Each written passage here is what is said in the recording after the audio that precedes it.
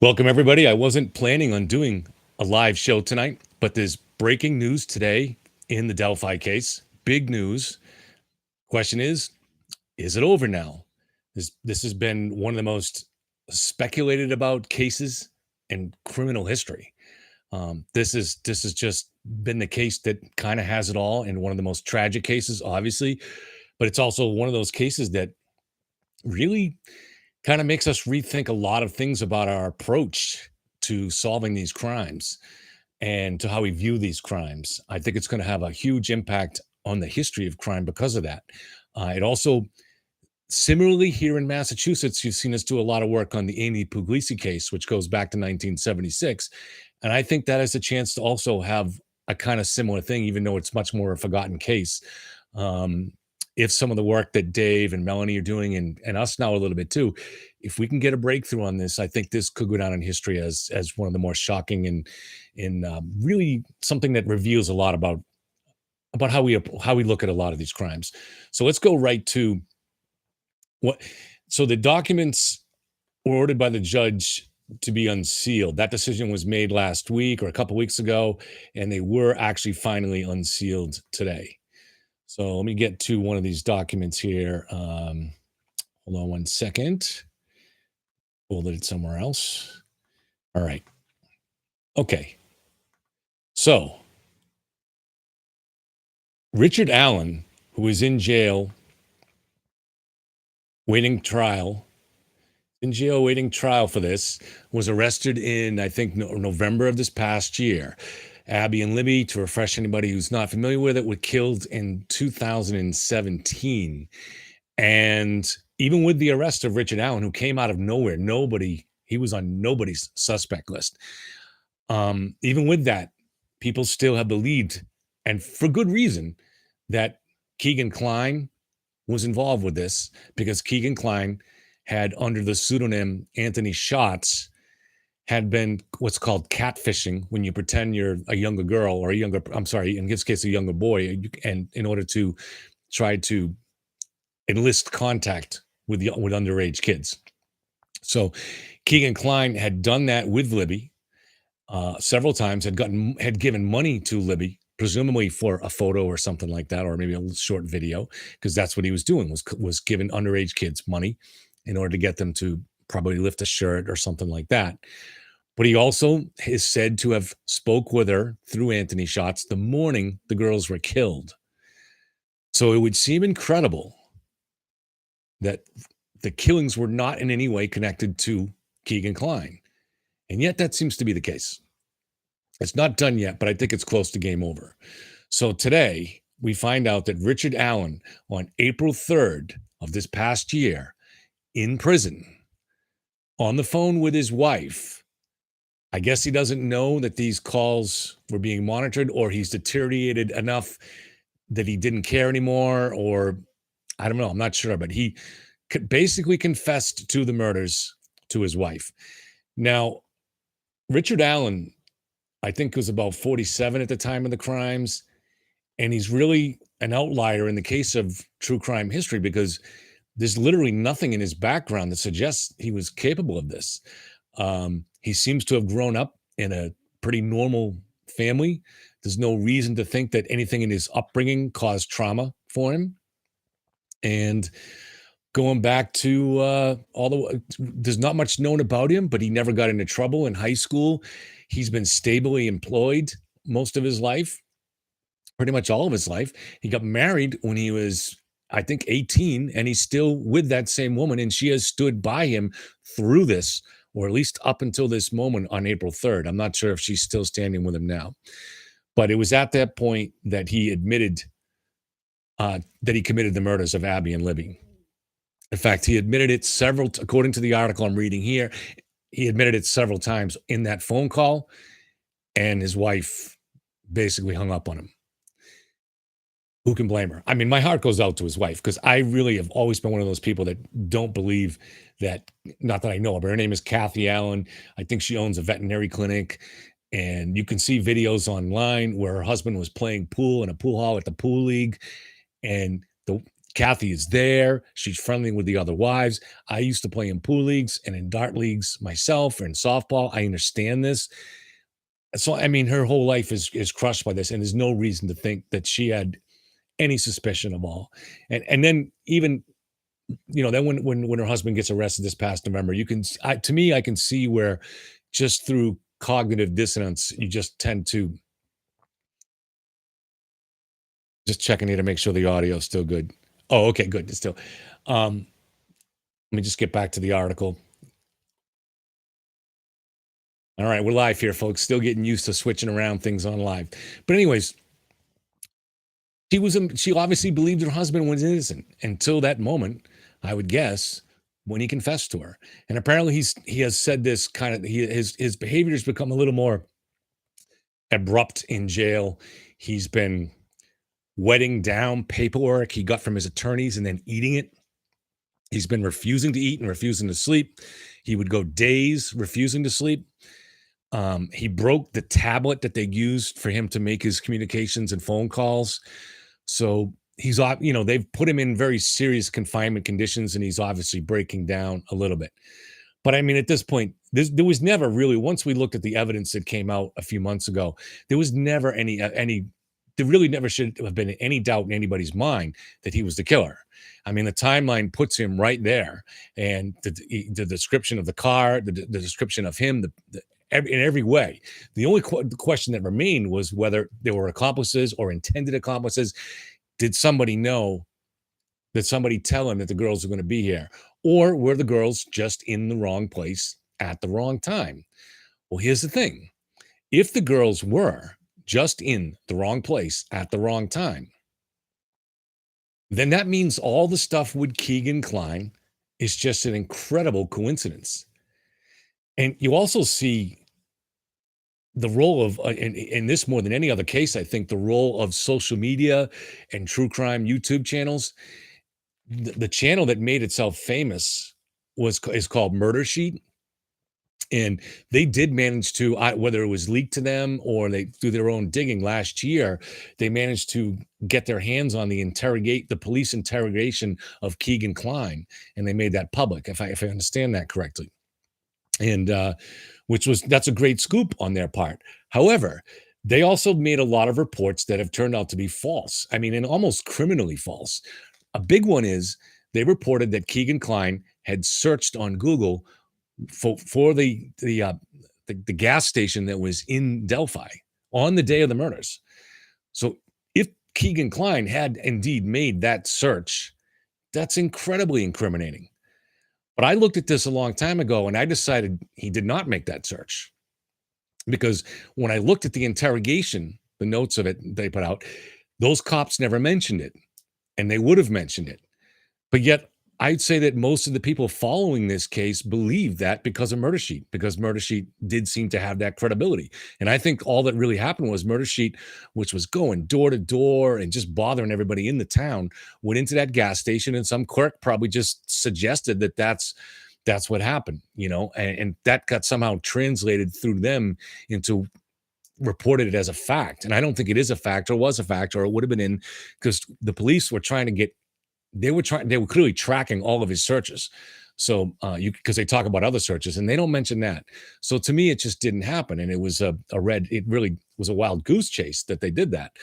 There were a couple other things they reported that turned out to be incorrect too. And so to me, this case has a lot of lessons in it. And I want to go over that.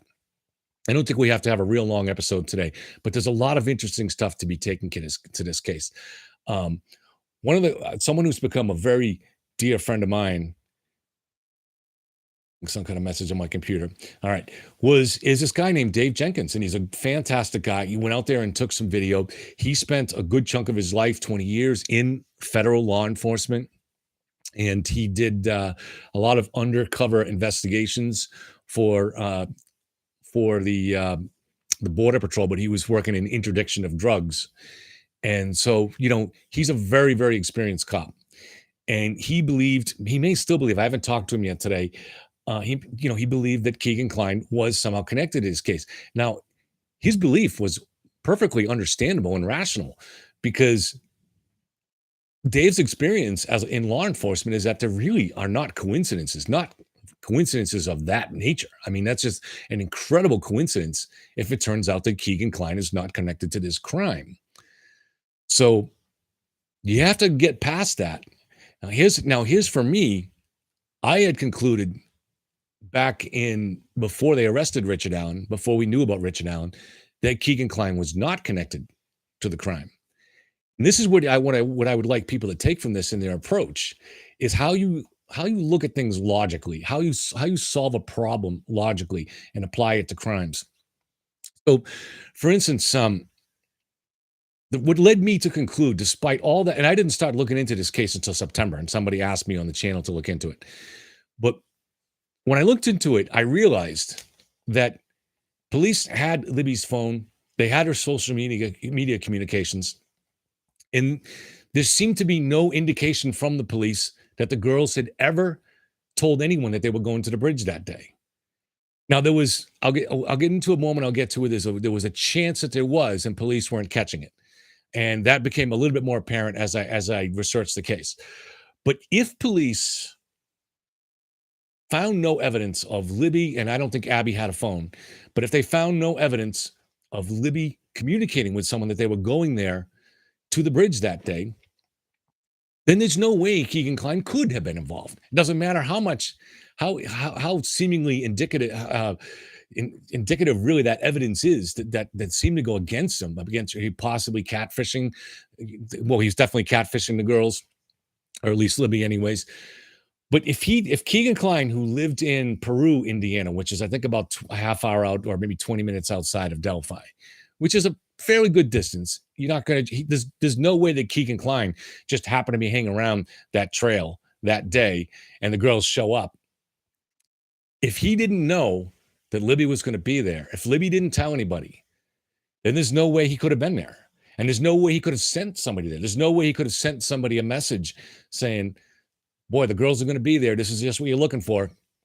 You know, he couldn't have done it because nobody knew that they were going there. They didn't, and the police had all of their messages, which means despite all that catfishing and all the stuff that went on, incredibly, the girls were just in the wrong place at the wrong time. It could have been other girls that showed up there at the wrong place in the wrong time, and Richard Allen would have killed them. So to me, that's like the thing that's an important thing to take out of this. Now, there was a chance that there was a communication that the police didn't see because as I look further into this case, there were a couple of apps. Um, there were a couple of apps and one of them the girls were used. There was this yellow app that was connected to Snapchat, and there was one called there was a dating app that they were used. I forget the name of it, and this dating app, the way this and the way Yellow app was too, was that if you had people inside your social group that you were connected to, there was two problems with it. One, they could track you in real time. Unless you disconnected that, they knew exactly where you were at all times. And two, if you sent somebody a message after they read it, it automatically deleted. Now, to me, as I've said in another video, there's a special place in hell for the people who made that app. I know I looked into the people that made Yellow, and they're now some of the richest people in the world. They made that app knowing. They didn't make it intending that it would be used that way, but they knew that it would be. They knew that Snapchat was being mostly used by kids and a lot of mostly underage kids, I mean, like teenagers, early teens at that point. And Yellow developed with with the idea of capitalizing on that. They targeted teens, and they knew that predators were out there and going to take advantage of it. And they were willing. When they evaluated, they said, "Well, some innocent people are going to get killed, but I want to be a billionaire." And I'm sorry. It's not the equivalent of putting up Facebook and saying that Facebook, anybody could use it the wrong way. No, it's not like that because they knew they didn't have to design those apps so that messages disappeared. They didn't have to design them so that you could track people. That's stuff that, maybe someone else would have done it and other apps have done it since then. But when you do that, you know that predators are going to take advantage of it, and they didn't care. And to me, that's on a whole different level than just making a Facebook or a Google or something like that where people can track you. So there was a chance that somebody had communicated, that Libby had communicated secretly, or maybe she made a phone call to someone that But they had 5 years to track this down. And there was never any indication that they had tracked it down. And when you looked at police statements in between the lines and stuff, that police were became very close with Libby's sister, Kelsey, who's the one that dropped the girls off at the trail. And Kelsey always said, as far as she knew, the girls just decided at the last second to go to the trail and they never told anyone. So if that's the case, there was never any connection to Keegan Klein. So I can understand why everybody thought there was, but I think we have to look at this. It's kind of like if you're let's say you're this is a hypothetical situation. Let's say you're tracking a killer that went from or a suspected killer that went from Boston to Philadelphia. Okay. And there were only and you're trying to track where he went that day.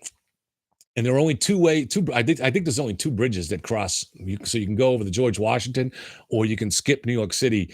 The George Washington is in the city itself, or you can skip the city and go further west and go over the Tappan Zee Bridge.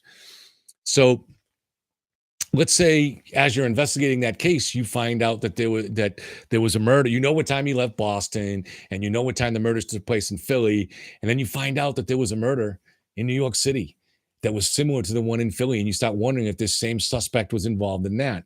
But then if you find out that the George Washington Bridge was down that day, well, no matter how good it looks like this suspect was involved in that, you have to say logically, there's no way he could have driven across the Tappan Zee, then shot down to the city, and then still made it to Philly. That's just in time to do all that. It's just a hypothetical example. But I'm saying, if you have so when you sit here and you know that there was no way that Libby had not communicated with anybody or police would have had it, you can sit there and calculate, say, well, maybe there's a 10% chance that she did communicate that she was going to the bridge that day.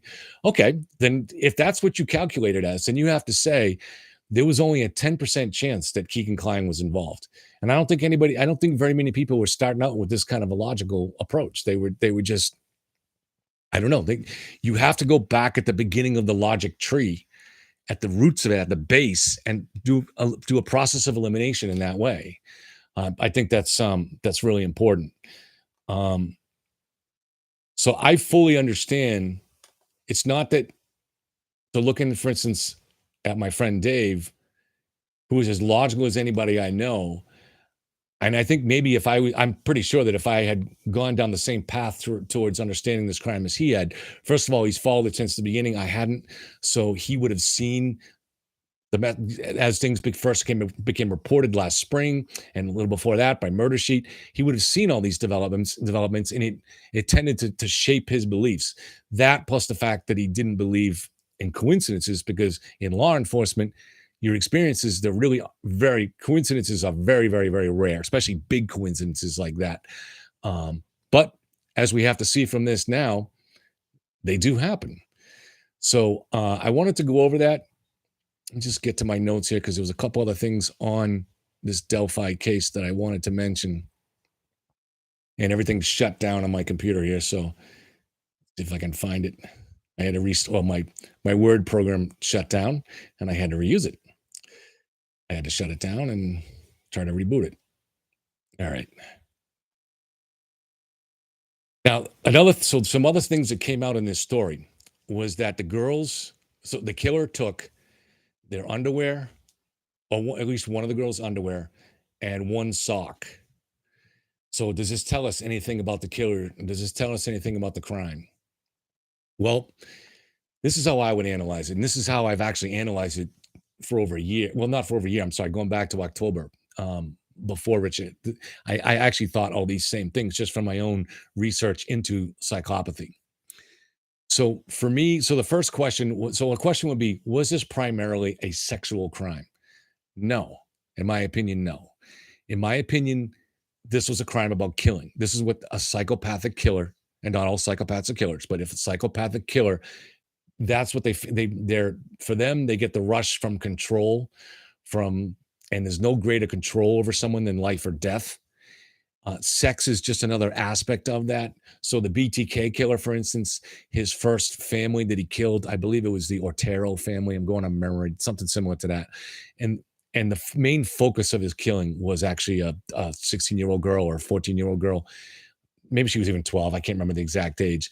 So he saved her for last. He had her tied up. He didn't rape her. He could have. After he killed her, he ejaculated on her body. But in all, and so there is a sexual component to it, but the sex is really for them is just the icing on the cake. It's the culmination to the killing. The killing is the main event. And later on, there were people that he didn't have any sexual such, he just killed them. Or sometimes there was a sexual component. He might pose the bodies afterwards in bondage, sexual bondage poses, things like that. There was one woman who he took her, he had her alive, and she knew what he intended to do, and she said, "Just, all right, just rape me and let me live." Well, he tied her up to the bed, did not rape her, but killed her. So his main motive was killing people. It's for them, the sex is secondary, and I think that'll turn out to be the same with Richard Allen. I don't think that this. I don't. Also, in the story, it's reported that he's charged with these killings as part of a kidnapping or attempted kidnapping. So that's gotten people to look at this and think, well, that means that he was trying to take them, and get away with them into captivity, or to bring them to someone else, or just to bring them to his house or whatever. No, that's not what it means. What it means is that he already had kidnapped him. It's just by taking him down the hill. But when the reason the prosecution writes it up that way is because they really don't know for sure what his motive was, but they knew for sure that he had kidnapped him. So that's why it's easy to say, that it was either a kidnapping or an attempted kidnapping. Sorry about the distraction here. Just trying to get back to where I can see you guys in the comments. So another question was, all right, another question people had on Reddit a lot was, did he just wake up one day and decide to kill the two girls? Because Richard Allen had nothing in his life up to this point that ever indicated a problem. Never indicated he might do something like that. Nobody that worked with him testified that he had a violent nature, or there's no story of girls saying he stalked them or anything like that. There's just literally nothing in his past to indicate it. So to me, I don't think he suddenly just snapped. I don't think he just woke up one day and decided to kill two girls or to kidnap two girls. I think he probably had he had incubated fantasies about this a long time, probably going all the way back to when he was a teen, and he just didn't act on them. Now, a lot of psychopaths, or a lot of maybe even people, have fantasies that are violent and troubling, and but they just never act on them for one reason or another. If you're a psychopath, if you're a non-psychopath, you might not act on those fantasies because you care about people, and you care about the victims. You have some sense of empathy, and you don't want to see people suffer. But for a psychopath, they're incapable of empathy for another person. So what keeps them on the straight and narrow is more, they don't want to screw up their life. They don't want to go to jail. They have other ambitions and other outlets, and they know and that's something that keeps them on the straight and narrow. Another thing that keeps them on the straight and narrow, I think, is self-image. So a lot of times, if you're a psychopath and you don't know you're a psychopath, but one thing you may have developed, especially if you were in a normal family growing up, is an image of yourself. And that's what I had predicted here, again, before Richard Allen was caught, was that this was a father who had an image of himself as a good father. That's what I had concluded all the way back in October, and it's on it. You can go check it out on my videos. And I believe that's why he didn't kill until he was 47 years old, because he had a child or children in the home, and he saw himself as a good father. But he is a psychopath, so psychopaths tend to look at their children as a possession. So I predicted that. Why did he start killing now? Well, I predicted that his child had left the house. And I speculated that maybe he had a daughter that left the house in order to go to college. I turned out to be wrong, but I was close. It turned out that he had a daughter that left got engaged 2 months before. So that, I think that's what triggered him. He was losing something that he considered a possession. And then now, now that the girl had moved out and his wife worked, now he also had something else, opportunity, because he had a chance to go out and start stalking, and then come home and do. It was hard to come home if you have someone at home, especially a kid. But I think I think the big thing is he saw himself as a good father, and that's he saw himself as a normal guy, a good husband, a good father. There's no evidence that he ever cheated on his wife, but he still maintained these fantasies. And the thing about fantasies are they tend to grow over time. And so I think all his life, certainly probably starting when he was a teenager, these fantasies incubated and grew. And then when he was triggered by the daughter leaving, he acted on them. Um, it's not excusing it, but the other thing about psychopaths is they have an extremely difficult they have an extremely difficult time controlling impulses. Impulse control is something that is it's part of the hardwiring of our brain, and it's something that's different about their brain. So there's other things about the wiring of the psychopathic brain. It's the way they're born with this brain, and they have a hard time overcoming impulses. There are some serial killers that they would as soon as they would think to do something, they would just do it. It just, everything is on a spectrum, so you have a degree in this stuff. But that's one of the classic signs of a psychopath. Now, obviously, this guy had he was a little bit closer to normal on the spectrum because he had some control over it, or he would have been doing this earlier in his life. Um, but even BTK killer, he would stop killing for 5 year periods at a time. And he said one of the main reasons, probably the main reason, was that he didn't have the opportunity. He had a couple of kids in the house too, and he was very close to his daughter, particularly. And he also never cheated on his wife. So he was in a stable family situation. But he had to have opportunity. And at different times, depending on his job, he had more opportunity to go out and stalk victims and be able to do some of this stuff. But on the times when he didn't have that opportunity, he didn't kill anybody. And he went for years like that. And he got by on fantasy. And I think that's what Richard Allen did. He would have gotten by on fantasy for all those years. So why did Richard Allen take the underwear and a sock? Well, I think they're good trophies that you can put in your pocket, I guess. So if you're a psychopathic killer, you do want to have that trophy because you're going to continue reliving that crime. He's right now, Richard Allen is in jail reliving that crime. And it's the only thing that probably gives him any pleasure. It's because for a psychopath, it's establishing that godlike control over another human being. Psychopaths look at other. So, what Brian Kohlberger from Idaho described it very well when he was 16, saying he looks at other people, including his family members, all other people, as though they're just players in a video game. He has a hard time seeing other people as real, which almost makes it if you can't see anybody else as real, you have to question your own reality too. So these guys feel the most alive when they kind of go out and create that terror in somebody else, and it turns them into a god in their own mind.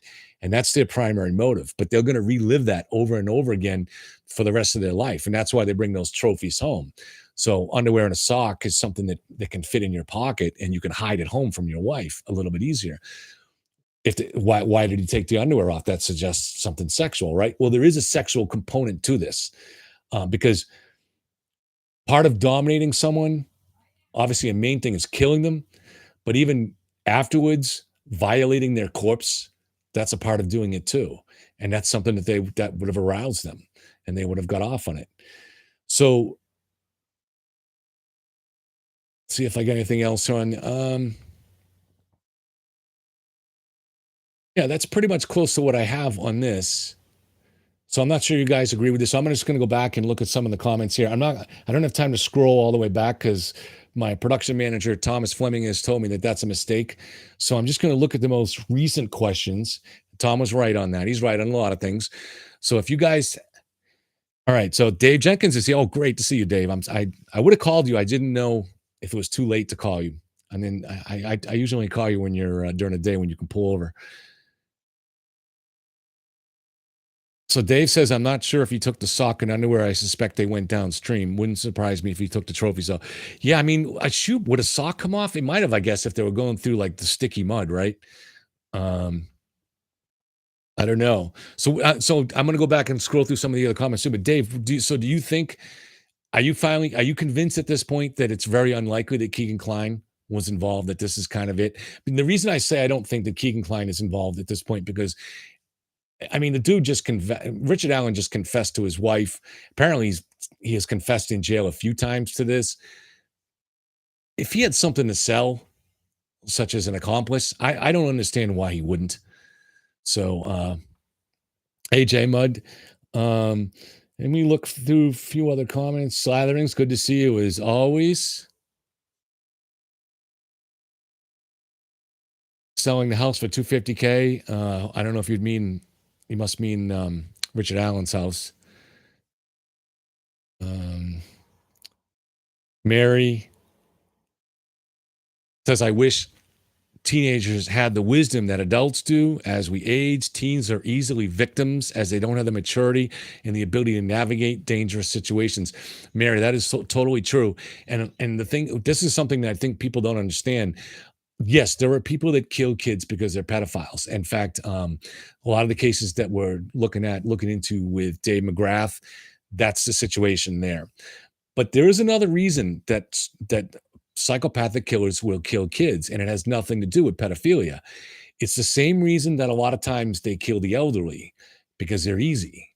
If you're if you're dreaming about killing, you want an easy victim. You don't want someone that can fight back. You don't want someone that is a little smarter or a little more aware.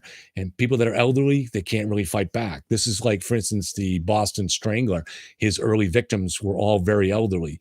And as he grew in confidence, he worked his way down in age. Um, but initially, he started out with that. So it's very possible that Richard Allen is not a pedophile. He just wanted to kill, and this is the easiest way to kill. And as we've talked about in other episodes, that bridge was the perfect trap, because the way it was, the trail is whatever it was, a mile or a mile and a half long, leads, it ends right before the bridge, and that's an official public trail. But people would continue on to the bridge because it's a beautiful scene when you look out over the Deer Creek River. Dave took some great video and pictures for us there. And so you could see why people continue on. But even more, that bridge goes on for like 800 yards, and most of that is after the river. So the bridge, strangely, it was an old railroad bridge, and it just keeps going into the woods. So you can now, to me, even now, like if I see, the other day I was at the beach and I'm walking along and I see a trail that goes to the beach that I had never seen before, that goes through like the beach bogs and woods and stuff like that. And I took it just because I see a trail that's like a mystery to me that beckons, and I have to know where it goes. So I took this new trail down to the beach, and kids can't resist that kind of thing. So if they get to a bridge, they see that and they want to go to the end of it. And not only that, it becomes a dare kind of thing, because it's a scary as hell bridge. I mean, it's got these rotten wood on it, and it's all full of mold and moss and shit. And you can look between the rail planks and see down to the river, which is very far below. I forget the exact height. So kids are going to look at that as a dare to get to the other side. So if you're someone from Delphi that had those fantasies and you've been down to that trail enough times before, you've observed how kids react, and you see they get to that bridge, they're going to go all the way across it. And the thing is on the other side, you almost can't see. You're almost invisible to the front side, especially, you know, I mean, you can kind of see it, but just barely. So if those kids go to the other side and then he goes over and he knows they're going to wait for him, he can take them down the hill. The odds of him being seen from the front of the bridge it's probably not going to happen. And then he takes them down on the left side of the hill, and it's private property down there. It's very unlikely, even in February when there's no foliage, it's very unlikely to be seen. And then once you get down to the river level, you have the embankments and the hills that are protecting you from being seen from almost all angles. So he really picked an almost perfect place to do it. He would have known that, and he would have known that if he went down to the trail, sooner or later, some kids would have come along. Now, one of the odd things, though, is he arrived at that trail only 5 minutes to 2, and the girls arrived at 2 just 5 minutes later. So again, that looks, if you want to go with the idea of him knowing that they were going to be here, it does kind of look like that, because he got there only 5 minutes before them. But again, if there's no communications that show that Libby or anybody told anybody else that they were going to the bridge, there's just no way he could have been waiting for them there. So go back to a few more comments. Yeah, Kelly, good question for Slatherings. Oh, Slatherings had another good question. Let's see. How much do CVS employees make? He had a lot of nice stuff. All right, so I guess, are you speculating, Slatherings, that was taking kids and selling them or something? I mean, I don't know. I guess all questions are fair, but the thing is this isn't Detroit. This is Delphi, which has a population of 5,000. The entire county has a population of 20,000. So you're not going to see a lot of people disappearing without having a lot of noise being made about this. You don't see, so you're not going to see kids disappearing or a lot of that stuff happening. So I just, well, you got to remember too, also, as far as money, his wife owned a veterinary clinic. So she probably made pretty good money too. Um, Catching up on the comments.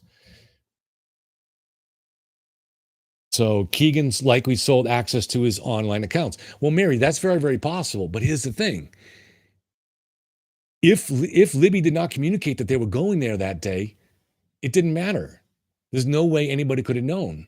And the police have all of her communications. In theory, like I said, in theory, there's something that the police didn't find that went through one of those dating apps with a disappearing thing. But it just doesn't. They've had 5 years to track all of that down. And my understanding is that even with the disappearing apps, if the, and this was true back then as well as now, that if you go to one of those companies with a proper subpoena, they will honor it. And that data is stored there for, I think, 120 days now. Back then, it might have been only 90 days. I'm not sure the exact, but it is stored there for a period of time. And so they would be able to get, I think that they would be able to get those messages. I'm not 100% sure of that, but I've been trying to, I've researched it as best I could. And it seems to be that they would probably be able to get that. Slatherings, the paperwork says he racked around by the bridge, and how did it get where they ended up? Well, how do they know that so they heard him racked around? Is that, see, there's the only of I haven't had a chance to read the documents because there was, everybody crashed crashed the website trying to get it this afternoon when they came out.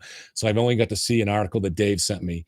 So I don't know about that. I'm assuming you're saying they heard that on the videotape. That, and I'm not a gun expert either, so I don't know. I know when you pull it back, you'll eject the shell, but if there was a shell already loaded in there. I think KA is now protecting herself. Oh, that's Kathy from a wrongful death lawsuit. I just don't think she knew. And I feel bad for her, but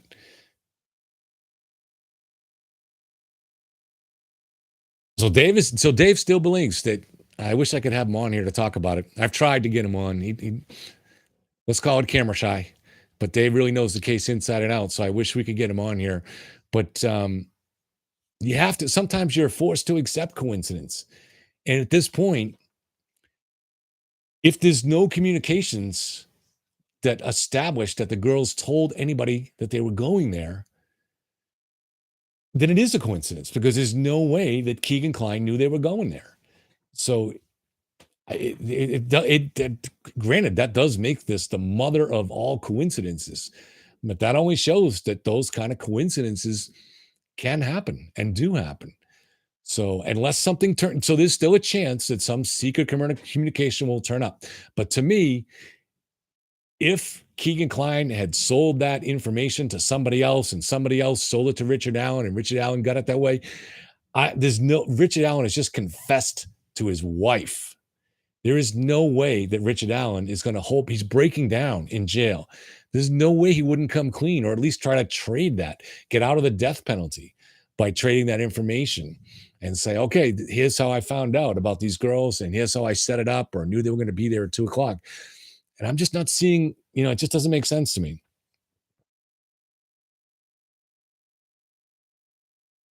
I mean, so, I knew this was going to happen. So I know that, so yeah, Kelly, you believe this too. I really just think once a conspiracy lodges into people's mind, it's really, really hard to get it out. I mean, you guys actually really think that Richard Allen would protect the people that sold him or gave them that information? It just doesn't seem to be to make sense to me. At this point, he's breaking down. He's not going to protect anybody. And it's not like these people were friends of his or relatives of his. So if Keegan Klein was somehow the one that gave him, why would he protect Keegan Klein? He didn't even protect himself in jail. He's confessed over the phone to his wife. Why wouldn't he? It just doesn't make sense to me.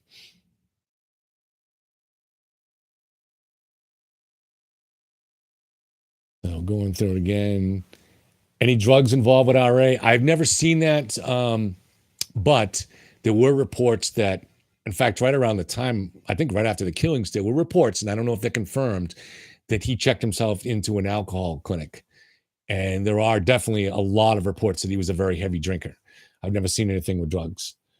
Um, so what was he in a dark mood that morning? And he'd been fantasizing about this for many, many years. He's in a particularly dark mood for the last 2 months because his daughter was moving out, his only child, and he felt that possessiveness to her, and that's more than what a normal father might feel in that situation.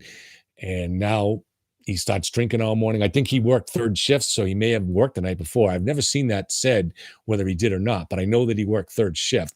So it's possible he got off work and just started drinking, and he was still drunk at 1:30 and drove down there looking for victims. Or, if you're going to go with the idea that he was tipped off that the girls were there. All right, so slatherings. What the fuck was Doug Carter talking about? Why did they say others might be involved? None of that makes sense. Well, I think that was just the prosecution being cautious. They wanted to keep this sealed for a lot of reasons that prosecutors usually want to keep things sealed, and they wanted to. So they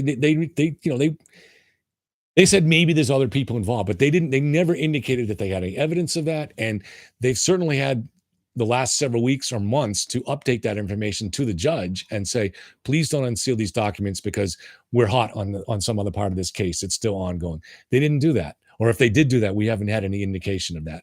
So because there weren't any public, I'm not sure. I think that has to be done in a public hearing too. So I think we would have that information. So I don't think it. They never really implied that they had any evidence that anybody else is involved. And the way they termed it was kind of coy, other actors. So that could even just mean they were suspicious that his wife helped destroy evidence or just wanted to make sure that she didn't. And I don't think that they have, again, I don't think they have any reason other than how did he get away with this for 5 years? I think they just were really slashing their T's and dotting their I's. I think they were just being cautious. But I think is there a point that you guys will admit that Keegan Kline had nothing to do with this? I mean, is it that level of conspiracy that no amount of evidence will overcome it? I mean, if Richard Allen finally, I think at this point, if he faces pretty much certain conviction, because not only with the evidence was certain enough, but then now he has those confessions, which if they are shown to be admissible in court, and I think they are, I don't see any point for him not cooperating with the court and confessing at this point. So if he confesses to doing the murders and does not point the finger at anybody else, at that point, don't you guys kind of have to give up the ghosts a little bit and say Keegan Kline wasn't involved? I mean, at some point we have to give it up, right? Mary says her sister said Libby acted very excited when he told her she could drive. Again, there's no evidence of it, though. That's the thing. I mean, because I mean, if you're going to go by her sister also didn't think and has said so repeatedly that the girls were meeting anybody there, that they told anybody they were going there, and that they even themselves knew they were going there. She has said that multiple times. She amended it, I think, last year to say, well, you know how girls are. Maybe there was some kind of secret communication that we never found out about. But even that was an indication that the police had not told, what the heck's her name again? Kelsey, that they had told Kelsey that we have some reason to think that somebody else, that Libby had told somebody they were going on the bridge. So when you looked at in between the lines at all of that stuff, and I read all the documents in October, it was pretty clear to me that the police had no evidence of any communication from Libby to anybody else. So you kind of, at some point, you have no choice to accept it, right? So,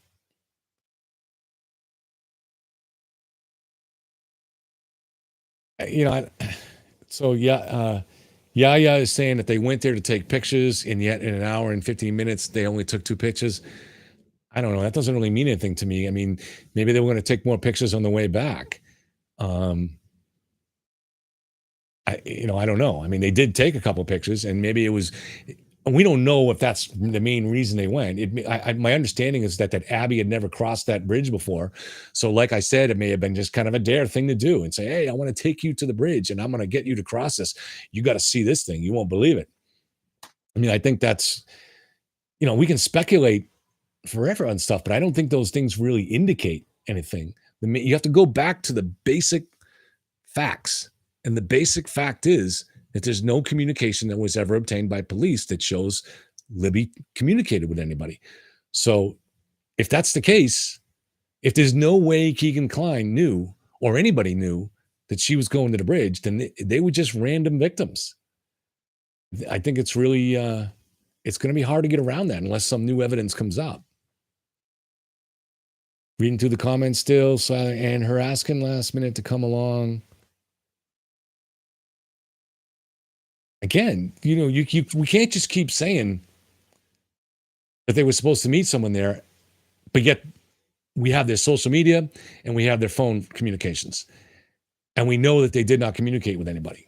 Now, we don't know that for certain, but at this point, it's getting fairly certain. And if that's something that's close to certain, at some point we have to accept it as an overwhelming likelihood. That's where I was at last October, and it hasn't changed for me. No matter how much there might seem to be indications of a conspiracy, of things that look suspicious. If there were no communications from Libby or from Abby, but Abby, I don't think had any way of communicating, telling people that they were going to the bridge, then there's no way they could be anything but random victims. There's no way. And you really have no choice but to accept that.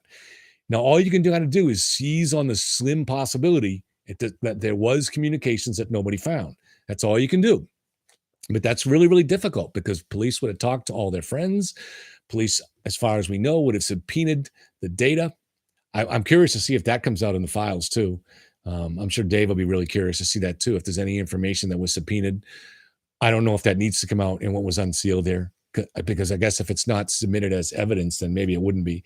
I don't know.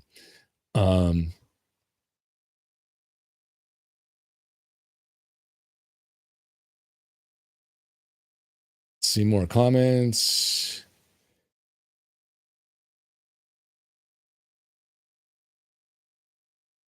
Richard Allen somehow got access to Keegan's account. But again, even if he did, there's no indication that Libby told Keegan he was going to the bridge. I mean, unless she sent up smoke signals or something, there doesn't seem to be any evidence of that.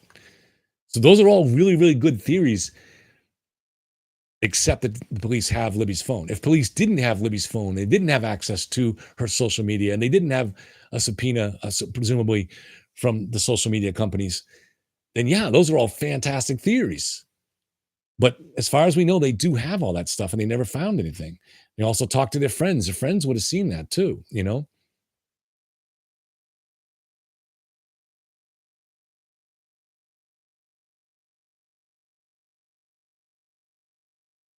All right, well, guys, thank you very much for being here. I appreciate it. Let me know if there's any.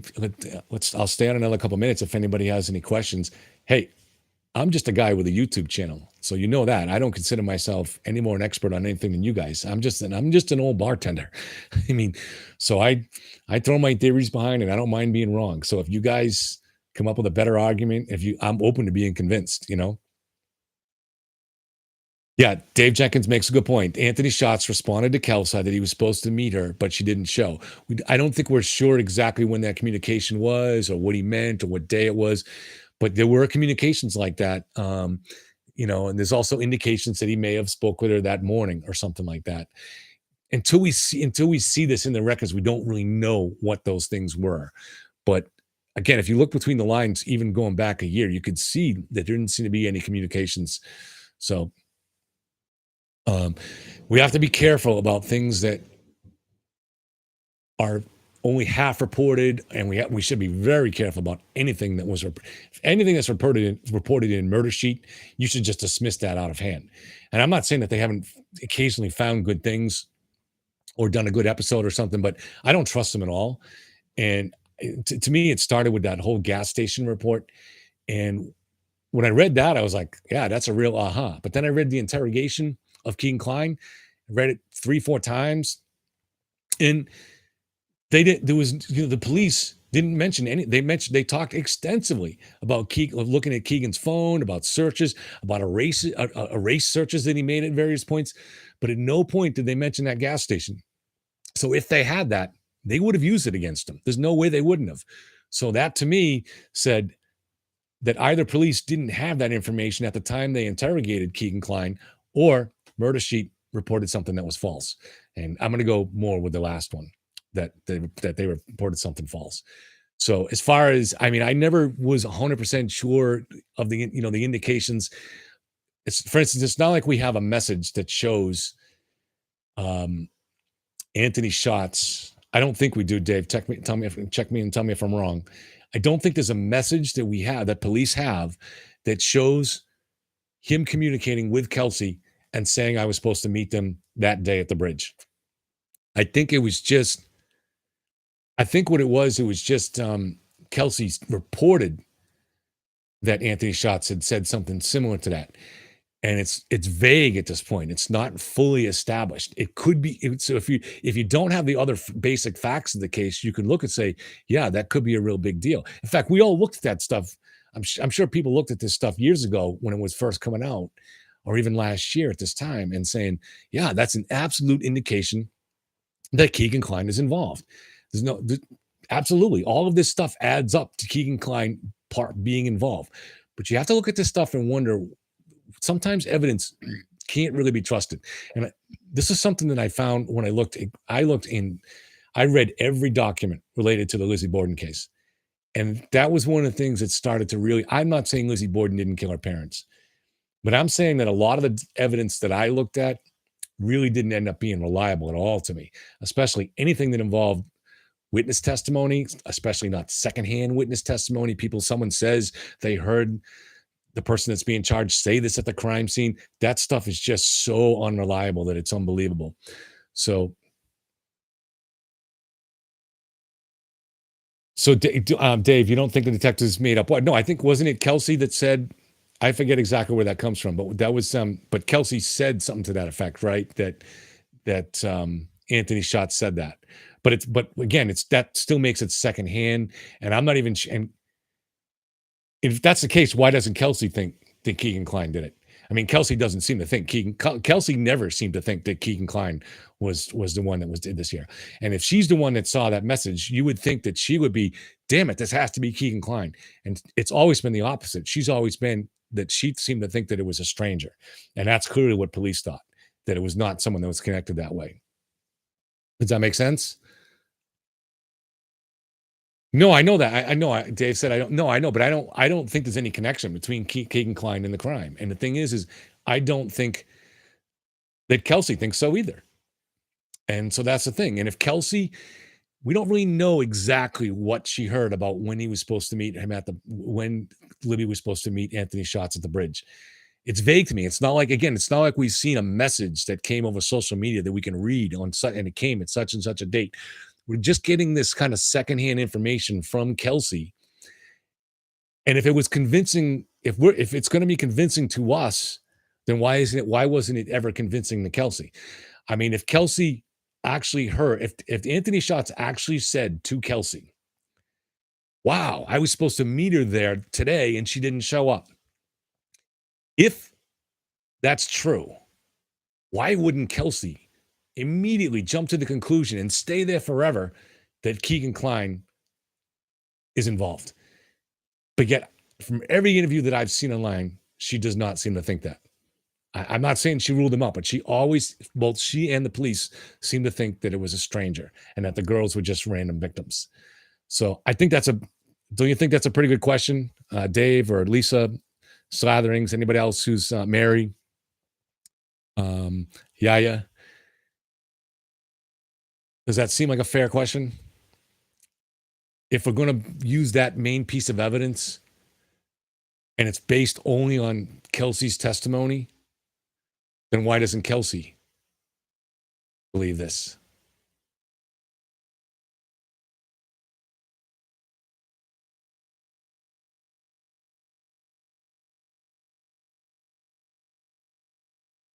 There's no indication he shared the account Slatherings, and I think it's to me, yes, it's possible, and that's an did so. Keegan's wondering. I'm sorry, Slatherings is wondering if Keegan shared that account, for instance, sold it to other people that were interested in those kind of horrible crimes, and that's definitely an angle that we should explore, and it should have been explored. And I assume was explored. But I think it's always been unlikely. I don't know of any other example of where that's happened anywhere else in the world where somebody has sold that kind of thing. That was his baby, and I don't think he was gonna. I don't think he was gonna tell anybody else about it, with the exception, as Dave will tell you, of his father, because he lived with his father, and his father seemed to have some of the same predilections to that stuff. So I do. So his father knew about it, but I don't think that Keegan Klein sold that or gave that information to anybody else except his father. That's it. And I don't think his father gave it to anybody else either. I mean, it's not. What are you going to do? Put it on Craigslist? Say, I can sell you this way to catfish kids for $100. I just that's his baby, and he was using that to feed his own habit. And I just don't see him sharing it. He probably didn't even want to share it with his father, but maybe ended up having to because he was living with him. That's just to me, that's his baby. He wasn't going to share it. So I don't believe that he ever shared that with anybody other than TK. Yes, married. That's exactly what we were talking about. There is, and Dave, do you remember what the name of the dating app is? That was actually, I believe, on Libby's phone. I know, Dave, you know this. So if you're still on, let us know because I couldn't remember it. But one of the yeah, that's it. Kick. Thank you, Dave. Yeah, I told you he knows everything on this case. So Kick, I think, was the dating app that a lot of kids were using, and that was that was similar to Yellow. And I don't know that if Libby had Yellow, but she probably did because all the kids were using that, and she had Snapchat. We know they were using Snapchat, and Yellow was very strongly connected to Snapchat. So she probably was using an app that had disappearing messages and that had the ability to track your location. We know that Richard Allen didn't use a tracking location, use that to track Libby to the place because Richard Allen was there before Libby left the house. So if Richard Allen knew Libby was going to be there, it wasn't through the tracking, it would have been through some kind of messaging. So that's all. So the question is could let's say that there was a message between Richard Allen. So you're getting into a lot of improbable things here. So now you have to get to Keegan Klein sold or shared his AS account with someone who there's no reason to believe he knew Richard Allen, and nothing has ever been established connecting them, and that Richard Allen monitoring or communicating with Libby over Kick or something similar, got a message from her that she was going there, or sent her a message that he was going there and meet me there too. That's possible, and that is the one area where there's still a chance that Keegan is involved. But those are a lot of unlikely things that have to add up at the same time. And like I said, my understanding is, although this is not 100% either, just it was the best I could find, was that if you subpoena these companies, they will give police the data, the communications.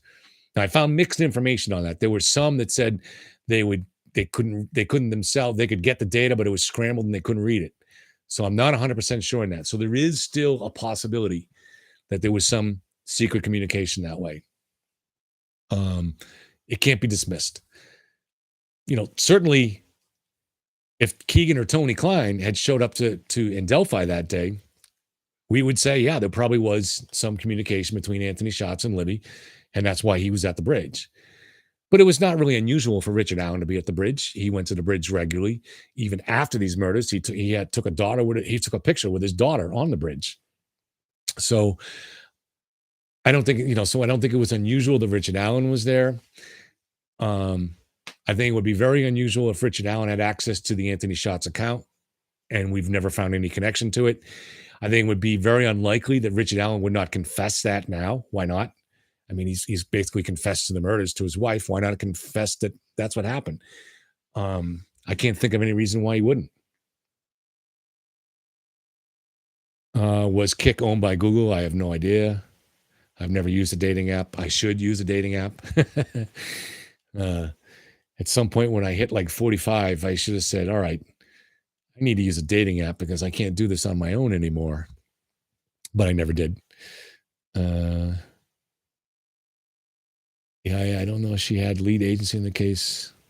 I'm not sure in that. Slatherings is asking, what thing did they dig up from the yard? I wonder. Yeah, I don't know. I was wondering if they were looking for the sock in the pair of underwear, right? Because maybe did he burn that? Does that make sense?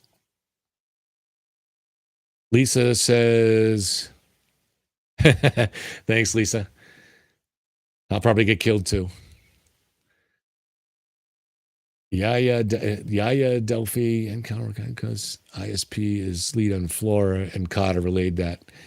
I mean, I don't know. I've watched Doug Carter's press conferences. He seems to me a good man. Now, whether he's a good cop and whether this case was well run is a whole different story. I don't suspect myself, Carter, of any kind of corruption or anything like that. But as I posted on my channel back a few months ago, to me, because of the size of this town, if they just use a rational process of elimination, they could have caught the killer within days or maybe a week or two. And that's forgetting the fact that they pretty much had his confession. Well, he put himself there when he talked to a conservation officer, I think a couple of days afterwards. I'm not sure why. I think maybe he got nervous and thought they were on to him. Maybe thought someone ID'd him. Maybe his wife made him do it. I'm not sure. But for some reason, he talked to a conservation officer and admitted to being at the bridge at that time. And in fact, I think he even admitted to wearing clothes that was basically what they were looking for. Because I don't think at that point he knew that the police had Libby's video. So I think so obviously anybody who's looked at that confession and then looked combined with the other information they had, but it seems like police, because that came from a conservation officer and not from some of the regular cops, somehow they lost that report. Okay, so let's forget about that report, but let's just look at what they did have. Okay, they knew they had a witness who saw the killer walking on the road back towards where they knew a suspicious car had been parked at an old DYS center there. Dave took some good pictures and video for us from that. And they had a description that the vehicle was either an SUV or kind of a hatchback sports kind of car that doesn't have a trunk, dark colored. So we also knew that the killer, we had the descriptions of him put him, most of those descriptions, the early ones put him as someone in his 40s, but then the updated description they had brought it down to like 27. So I think conservatively, they knew pretty early on that the killer was between the age of 25 and 50. They also knew because of the nature of the terrain there, they highly suspected that the killer was local because it was someone that was not an outsider coming in. He knew his way around that river. He knew his way not just around the trail and the bridge, but how to get where to park his car and how to get back to it. So they had a lot of reason to believe that this was a local guy. The town of Delphi has a population of 5,000. And I looked this up. So the male population in the town of Delphi between the age of 25 and 50 at the time was 500, about 500. And if you extended that to 10 miles from the bridge, you could just about double that because the next nearest town has a population of about 50. And then there's another town, I can't quite remember the name of it, a little bit closer that has, a little bit further away, that has a town that also has a population of 5,000. So if you go with like a 5-mile radius, the population of adult males between age 25 and 50 was about 500. If you wanted to be a little more extend that out to the next nearest town, then it would probably be about 1,000. But just starting with Delphi, so you've got a starting pool of 500, and what you want to do is whittle it down. You have a huge investigative force, a combined task force team of FBI, state, local police, conservation officers. I mean, you have a huge amount of manpower that you have access to. You have a partial description of the vehicle, and you know that the killer was covered in blood. So one thing that you know for sure is that there's gonna be blood. There's gonna be trace evidence of blood inside that vehicle. There's no. It's almost impossible to clean up that level up. So all you had to do, if you could get that vehicle and spray it with that, what's it called, luminol? I forget what it's called, um, and it shows up an invisible trace evidence of blood. So if you can get that number of 500 down to a manageable list, then you can go. So we start first. So with that 500, first you start checking alibis. Now you only want people that have a very strong alibi, not just because they say, "Oh, I know someone." I mean, if you can prove that someone was at work, if you can prove that somebody was handicapped and they couldn't have done it, or if you take a guy that's 6'5", that's well outside the height range. We knew the height range was probably, I think they had it from 5'7" to 5'11", and in reality, he turned out to be, I think Richard Allen's only about 5'7", I think, or 5'8". So if you have someone that's over 6 feet, you could probably eliminate them from the pool. So you start narrowing down your pool. First with alibis, and then with people that might be handicapped, or if someone's black. We know the suspect was white. So you start whittling down your pool, and then you look and see who had access to a vehicle that was reasonably close to that description. So either a hatchback kind of sporty car or a small SUV, dark and colored. So if somebody only had a white van, they're off the list. If they don't have access to one of those types of vehicles, then you can cross them off your list. So eventually, you're going to get this list down to, I'd say, somewhere between 5 and 20 cards, for 5 and 20 suspects, for people that didn't have a strong, firm alibi on that list of 500, for people that didn't have a strong alibi and fit the mold. They weren't too tall, or they weren't handicapped, or they weren't black, and had access to some kind of similar vehicle. So now all you have to do is go up to those 5 to 20 people and ask for permission to spray the interior with luminol. Most of the people that are innocent are going to say yes. And you spray it with luminol and you see no trace evidence of blood, and you cross them off your list. Now, then you're going to get your list down to probably 4 or 5 people that either that refuse for one reason or another, because some people are going to refuse even though they're innocent. So let's say you get 4 or 5. Now, as Dave once pointed out to me, you might even have the killer himself might be stupid enough to give permission because he doesn't want to look like a suspect. So then you spray it and you find the blood, and boom, case over. But even if you, so let's say he doesn't, and 4 or 5 other people don't either. So you've got about 5 people that didn't give permission. But those are your suspects. That now you've got your suspect pool down, not conclusively, but very likely down to those 5 people. And then there are different actions that you can take. You can start looking more closely into their whereabouts that day and what their claims are. And if you can find something a little bit stronger, you might be able to get a warrant to search their vehicle and spray it with luminol, or search their house. So I think if you can get your suspect list down to those 5 people, and I don't see any reason you couldn't. And if you think that's a little bit too unlikely, maybe you get it down to 10 or 20 people. Those are still, you start digging into all those people and finding out where they were that day. And for the people that still leave you enough suspicion, if they can give you, there's probably a pretty good chance you can get a warrant on a lot of them and start crossing off that list. And that would have solved this case. So let me go back and look to see some more comments.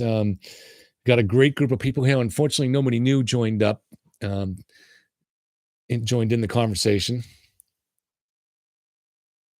Yeah, I agree. I mean, so Yaya, do you think that they should have made the arrest? Do you still think that they should have made the arrest if they did indeed lose that interview that Richard Allen did? So let's assume that conservation officer, he's the one that didn't put 2 and 2 together, and somehow his list ended up in a different file, and the regular police just didn't have it. So do you still think that they should have caught him?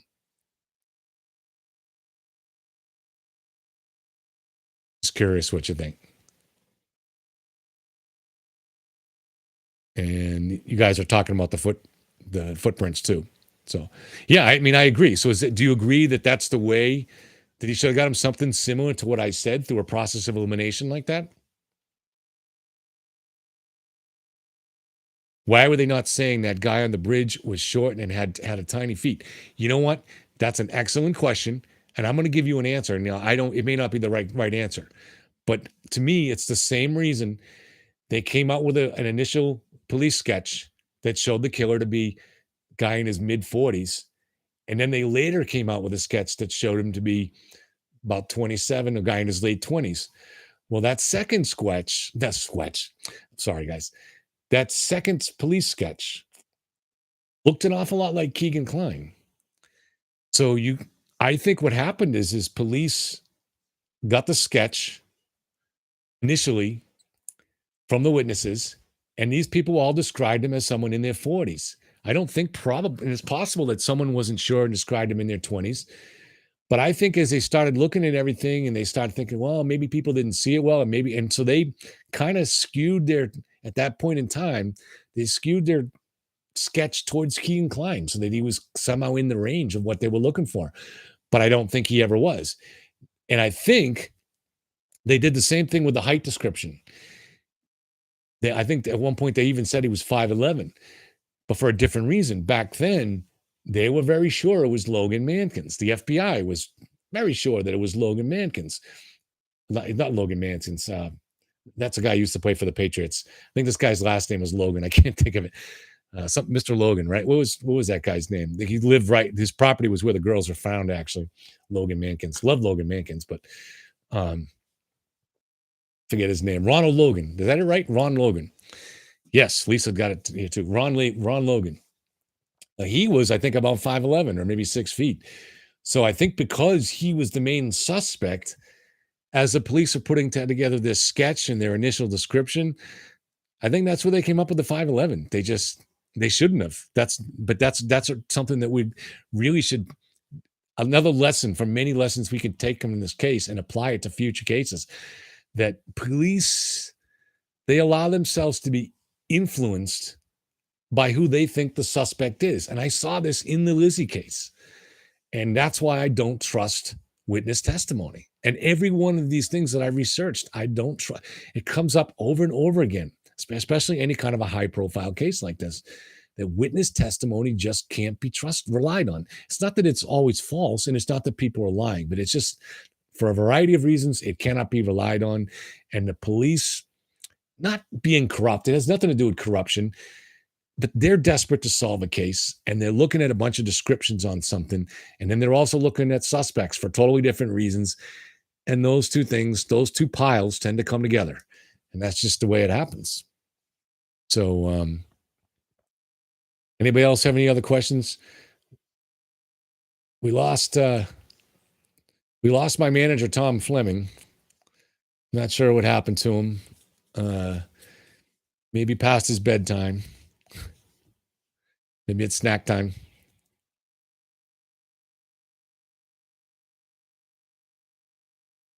People are still chatting, so I'm happy to stay on to let people I don't want to cut it off because they're chatting with each other. So I'm just going to mention this to anybody who might be watching from Massachusetts, from the Turtle Boy crowd. If anybody watched the Turtle Boy show last night, I think most of the people left in this are just Delphi interested people. Yeah. So do you guys think he's going to confess? I think Dave has always said he's going to confess. So I believe Dave Jenkins, unless he's changed his mind, he thinks Richard Allen will eventually sing and tell him everything that happened.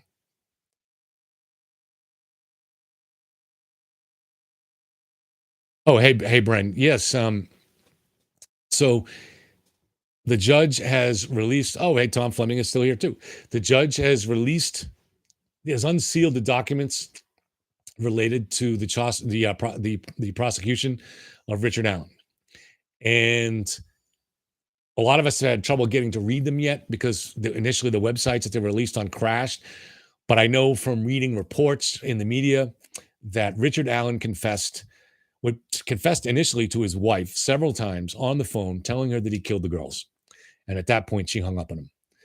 And I think that he's also said to other people in jail, that wasn't or at other times in jail that he. So basically, Richard Allen has confessed to doing it. So you can either believe that he's had a total mental breakdown. Anything's possible, right? And he's just making it up. I'm not sure what his angle would be. He sounds like he's having a tough time in prison, and they've left him in difficult circumstances, and they maybe got what they wanted, which is if they make life hard enough for him, he's going to eventually talk, and it sounds like that's what happened.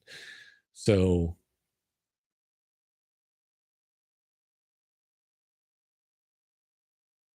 Mary's got to go run errands. Thank you for joining us, Mary. um Bran, are you still with us? I don't know if I answered that question enough. Maybe some other people have seen some more recent data on what came unsealed, and they can put stuff here. um I mean, and I saw something else that it was confirmed that the killing weapon was a quote sharp object. I mean, we all knew that because it was just one thing we knew was that there was a lot of blood loss at the scene. Oh, so Brandon, another thing that came out was that and we only know this, I think, from what was missing from the crime scene, but it came out in the report that a pair of underwear and a sock were taken. I didn't see any evidence that those things were found. So, but I think it's common for people for killers, which again, if that's the case, that shows that this was not, as many people might have speculated reasonably, that this was an attempt to abduct the girls to bring them back to, say, Ronald Logan's house, so that Richard Allen was really just an agent trying to bring the girls somewhere else for another pedophile. No, the fact, because if that was the case, and something got out of hand, so he was forced to kill them. If that was the case, he wouldn't have taken trophies, and he took a pair of underwear and a sock. That's classic trophy taking, and they take that. They would take something small like that because you can hide it, you can carry it easily, hide it in your pocket, and then when you get home, you can hide it easy. It's a lot tougher to take a pair of pants or a shirt. So you take something like that, just that becomes your way of helping remember. You want to, they're going to relive that case over and over in their minds. So I think that was another critical piece of evidence that came out today, Bren. Not really surprising. We were hinted at that in the past. So, but that does confirm to me that the motive here was killing. There was never an intention to get those girls into a car and take them somewhere else. The motive was to kill them, and that's why because that's why he took a trophy. I think the only people that take trophies are the ones who are similar to serial killers. Their primary motive is killing. I don't know of any. Maybe someone else knows of other cases that I don't know of any other cases where people do trophy taking. I think trophy taking is connected to serial killing. So I think that was another crucial, not necessarily not a surprising piece of evidence, but something that kind of was a little bit of another nail in the coffin for what Richard Allen's probable motives were. Maybe that's a contradiction, saying nail in the coffin and probable. I guess those two concepts don't go together, but I hedged my bet by finishing that with probable. So Israeli Keys was another serial killer too. I haven't researched that case very closely. Looking to see who else is on here. Bren, do you have any more questions? I don't know if we answered those at all. If you followed Delphi closely, most of the people here still here, at least the ones that are commenting, have followed it very closely. And they're all on the opposite side as me. They believe that Keegan Kline was involved in some way. So I don't, but it won't be the first time in life that I was wrong about something. Like I said, I'm just a bartender, an old bartender. Oh, so you are familiar with the case. All right, Brent. Yeah. Is there a way for us to bet $10 over this? I'm not going to relive I've made my case as to why they are not involved, and everybody else has made their case why they are involved. I'm not going to rehash it. You can kind of rewind to see it if you want.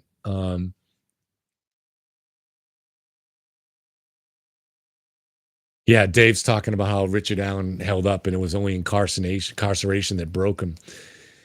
Yeah, and you know what? But is that really surprising, Dave? Because if he is a psychopath, and we tend to think that someone that could commit these kind of murders has some level of psychopathy, even if there were no other indications of psychopathy that we know about in Richard Allen's life, in his behavior, in his history.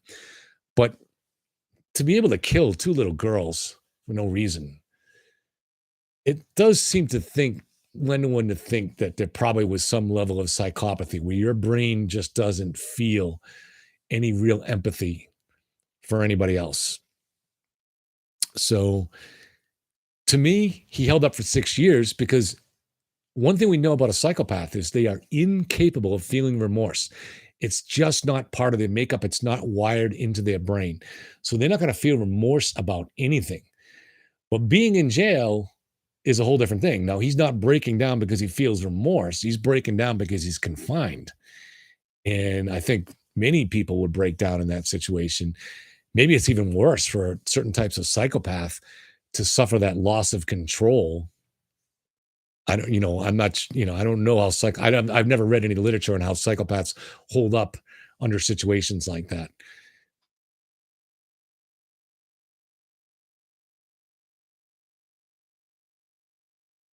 So Dave thinks he's been brutal before. Yeah, I mean, it would seem. I mean, that would, based on the history of these kind of killings, it's really unusual if Richard Allen didn't do anything before.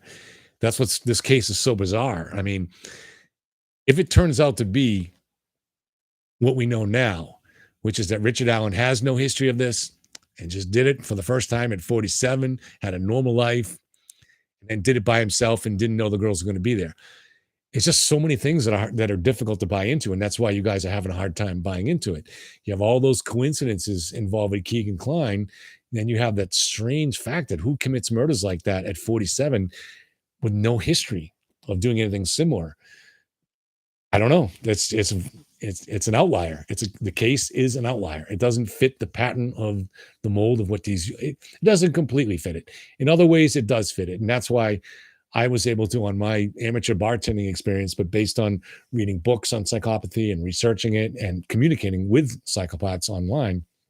Um, I thought it was a psychopath before they caught Richard Allen, and so I still think that. I just think that most of the time, if you're killing a child like that in that kind of a way, killing was the goal, and you have to be a psychopath to be capable of doing that. To get pleasure, not to be able to do that, to be incapable of remorse for killing two innocent little girls like that. It seems to me that usually you would have to have some level of psychopathy. You could have something that's similar, which is a sociopath. But a sociopath, the difference is a sociopath is made. So a sociopath is someone that would, through extreme brutality in their childhood, their brain development is handicapped and they become incapable of feeling empathy because it's just been punished out of them. But there's no evidence that Richard Allen had anything like that in his background. Who did I call a psychopath? I might call you a psycho, Lisa. No, that's different. Psycho is very different. And I'm kidding about that. Obviously, I don't really know Lisa, so I'm sure she's not. Maybe on a Friday night at 11 o'clock, she's a psychopath after she's hit the bars for a few times. That's just speculation.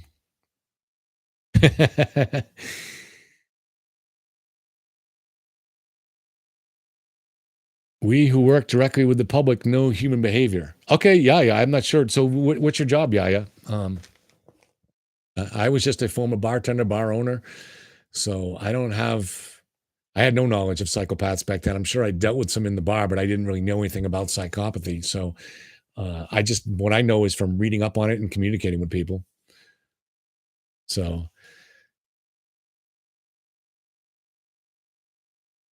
he has some time. Maybe he'll find Jesus. I don't know what that's an interesting thing. I don't know what the religious position of psychopaths are.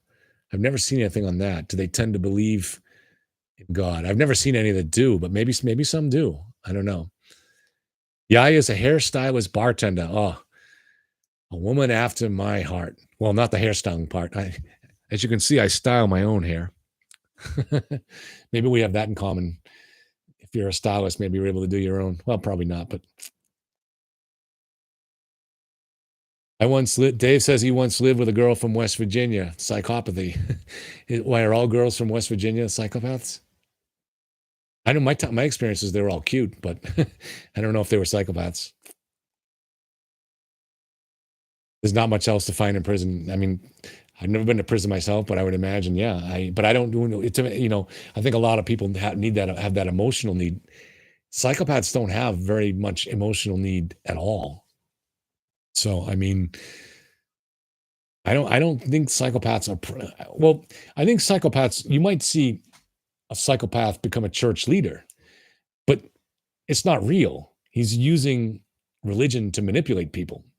So I think a lot of, like, for instance, those TV evangelists that make a lot of money and build a huge empire, those are probably psychopaths, and they probably don't believe in God at all, or have no need to believe in God. They're just using that tool of manipulation to increase their own power. That's a classic what a psychopath would do. But I mean, psychopaths also make great doctors. They make great CEOs. They might become a rock star because they do have egos, huge egos, but it's a different kind of ego because they don't look at the world as, other people to them are just two-dimensional cutouts. They don't seem real. They don't feel their presence because they don't have any emotional connection to them. They're expert at wearing masks. In fact, the original book on that is, I forget what it's called, but it has the word mask in it. And it's been the main book on psychopathy. It was written in, like, I don't know, like 1949 or something like that. Um, The Mask of Sanity. That's what it's called. The Mask of Sanity. If you ever want to read it, it's a great book on psychopathy. And basically, he had been interviewing all these killers in prison, and these ones that he diagnosed as psychopaths. One of the amazing things he found about them was that they can fool people very easily. They can wear their, he basically said, in order to be the way they are, they must be insane at some level, but yet they can completely wear a mask of sanity. That's just a different way of looking at it. But one thing that's been proven over and over the years is they can adopt masks. They on a dime, they can become what they need to be in order to make you do what they want you to do. And I think in human evolution, there's a role for that, because you have people, you know, you wouldn't want 10% of your population. Let's go back to caveman times when people are wandering around. They're the danger of fighting other tribes. You wouldn't want 20% of your tribe to be psychopaths, because you want a psychopath who's only out for himself. A psychopath doesn't care about anybody else. But to have 2%, maybe those people have a real value because they're fearless. They don't generally feel much fear. And that way of manipulating that they use and wearing masks also might make them a powerful leader, which could, in times, especially in times of crisis, help the tribe. So I think we've evolved in order to have a certain percentage of the human population be psychopath. In fact, studies have shown that it's about 2%, and that holds true on every population across the continent, that it's about 2%. So let's see if anybody new has come on. It's our same regulars. I wish I could send you all a beer over this and we could do a beer together. Or I know Dave likes whiskey. That would be cool now to do a whiskey. I started kind of a new page on the channel called Yellow X. I've only done one story on it, but the idea would be kind of a mystery story, supernatural. It doesn't have to be serious, ghost, UFO. It doesn't have to be serious. A ghost, a UFO, Bigfoot, whatever. But I was thinking too, wouldn't that be a cool name for a drink or a soda? Yellow X. There's probably someone already has one out there, but you market that can as Yellow X.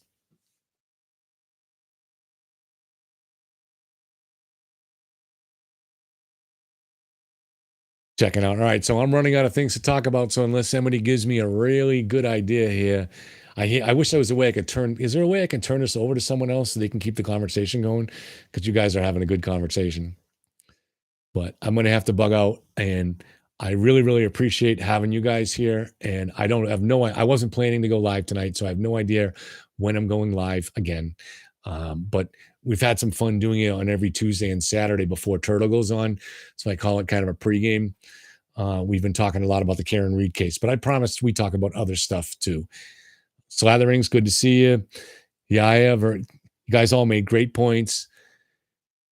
Dave, thanks as always. I'm going to start getting these guys to put peer pressure on you to come on live. Dave has a lot of great stories. So, guys, have a very good night. Hope you're not too hot and sweaty. It's been nothing but rainy and sticky where I am. Dave has to go put the chickens away. That's something very different from my world. I eat chicken. I don't think I've ever seen a chicken up close. All right. Good night, guys. Thank you.